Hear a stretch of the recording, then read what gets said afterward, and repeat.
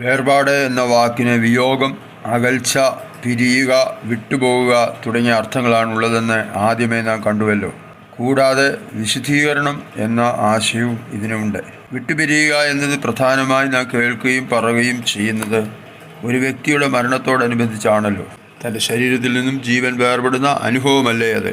വിട്ടുപിരിഞ്ഞ് ക്രിസ്തുവിനോടുകൂടെ ആയിരിക്കുക അത്യുത്തമം.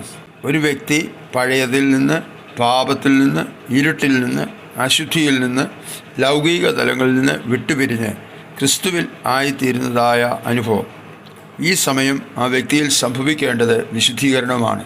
തിരുവചനം പഠിക്കുന്ന ഒരു പഠിതാവിന് വ്യക്തമായി പഠിക്കുവാൻ കഴിയും. യേശുവിൻ്റെ രക്തം സകല പാപം പോക്കി നമ്മെ ശുദ്ധീകരിക്കുകയും നമ്മെ ദൈവത്തോട് നിരപ്പിക്കുകയും ചെയ്യും എന്ന യാഥാർത്ഥ്യം ആ വ്യക്തി തുടർന്നുള്ള തൻ്റെ ക്രിസ്തീയ ജീവിതത്തിൽ ഓരോ നിമിഷവും വിശുദ്ധ ജീവിതം അഥവാ ജയജീവിതം നയിക്കേണ്ടതായുണ്ട്. അതായത് വചനത്താലും പ്രാർത്ഥനയാലും ശുദ്ധീകരിക്കപ്പെട്ടുകൊണ്ടേ ഇരിക്കണം. കാരണം ആ വ്യക്തി ദൈവത്തിൻ്റെ പരിശുദ്ധാത്മാവ് വസിക്കുന്ന ദൈവത്തിൻ്റെ ആലയമായി തീർന്നതാണ്.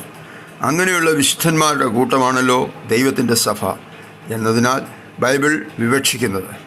2 കൊരിന്ത്യർക്ക് എഴുതിയ ലേഖനം 6-ാം അധ്യായം 16 പറയുന്നത്, ഞാൻ അവരിൽ വസിക്കുകയും അവരുടെ ഇടയിൽ നടക്കുകയും ചെയ്യും, ഞാൻ അവരുടെ ദൈവവും അവർ എനിക്ക് ജനവും ആകും എന്നാണല്ലോ.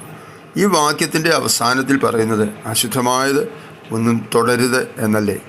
ഇതോടനുബന്ധിച്ച് ഇനിയും പ്രസ്താവിക്കുന്ന കാര്യം വളരെ ശ്രദ്ധയോടുകൂടെ കരുതിക്കൊള്ളേണ്ടതാകുന്നു.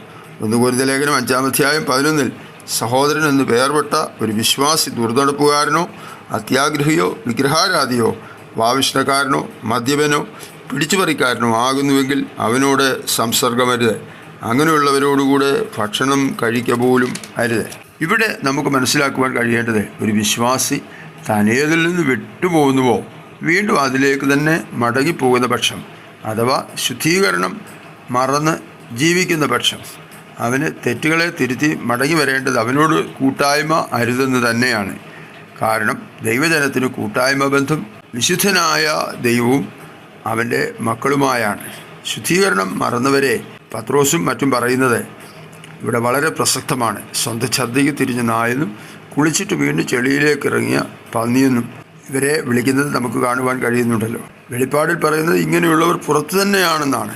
വെളിപ്പാട് പുസ്തകം 22-ാം അധ്യായം 15-ാമത്തെ വാക്യം.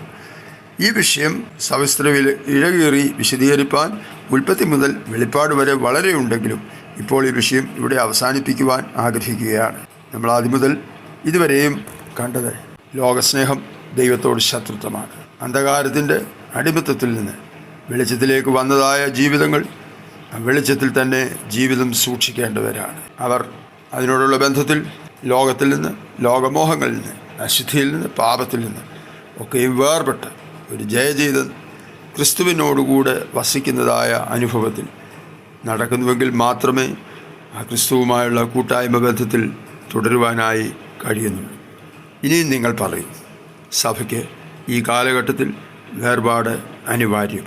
God bless you.